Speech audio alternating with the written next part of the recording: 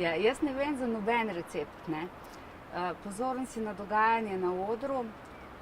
Mene, na primer, najbolj zanima interakcija med glasbeniki, česar se mi pa zdi je največ pri modernem jazzu, kjer je veliko improvizacije.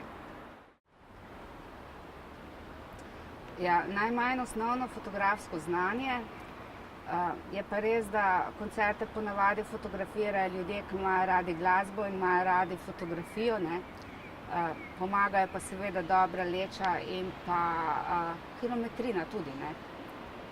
Se mi pa zdi, da je za začetnike danes mogoče celo težje, zaradi tega, ker se ogromno fotografira in je vedno gneča pod odrom in povsod rabiš dovoljenje in si omejen in tako naprej.